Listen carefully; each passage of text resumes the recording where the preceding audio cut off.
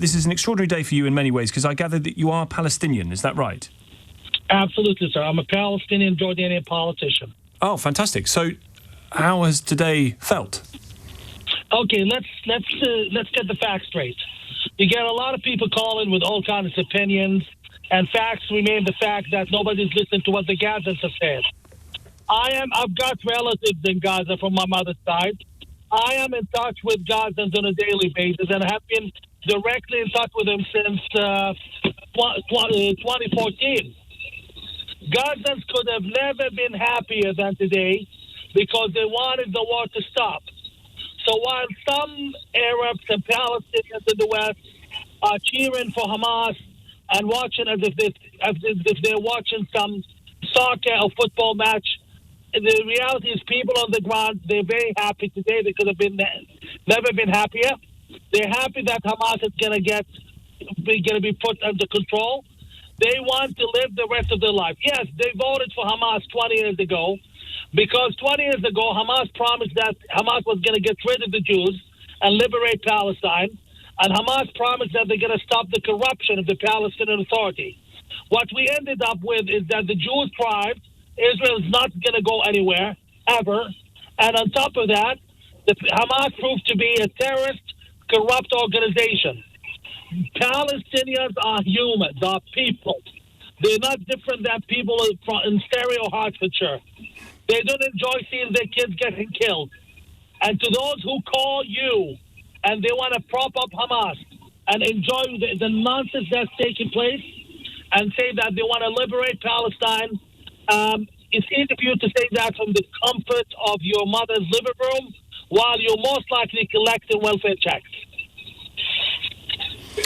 Mudar, your relatives that you're in touch with in Gaza, as difficult and appalling as the war has been, do they talk in terms of genocide, of starvation?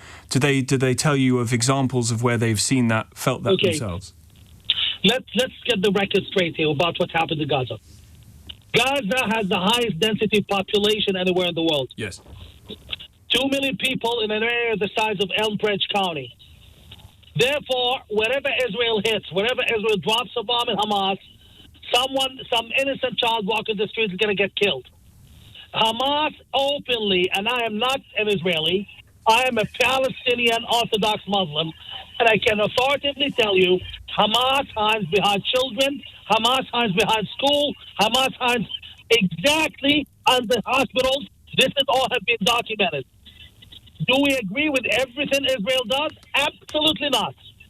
But Hamas is the main accomplice here. Hamas is the biggest problem. And I want to correct you here about something, sir. You said that all Arab countries are siding against Hamas, including Jordan and XYZ.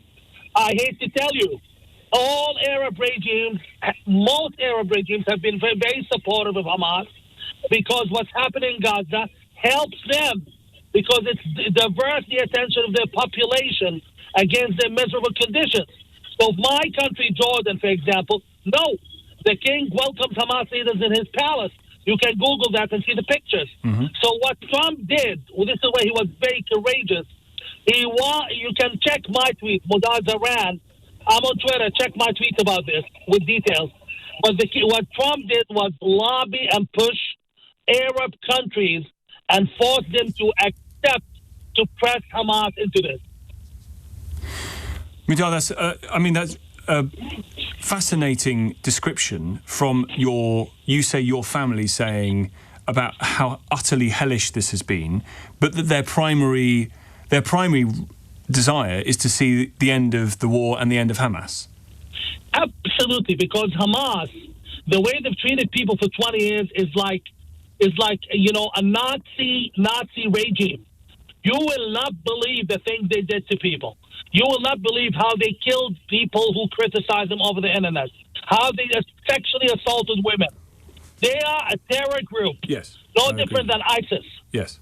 Now, Mudar, you won't be surprised to learn that as people listen to your descriptions of what your family are telling you in Gaza, that as a Palestinian yourself, lots of people are suggesting that you're actually Israeli, you're American, and you are a wolf in sheep's clothing is the phrase. Okay, a wolf in sheep's clothing who's lost 53 members of my mother's tribe in Gaza just during this war. A wolf in sheep's clothing who's lost his relative, my own cousin, 20 years ago, killed by Hamas terrorists in the West Bank. Mm-hmm. A wolf in sheep's clothing who was sentenced to 25 years in prison in absentia by the government of Jordan for demanding civil rights for the Palestinian majority in Jordan. I'll end on this note. My father, he's dying with Parkinson's disease.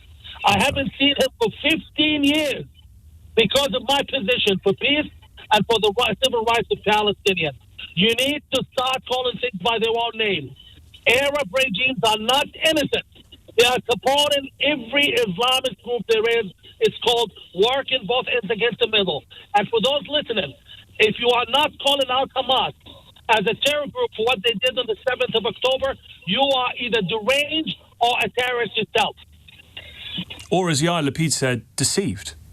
That would be a charitable explanation.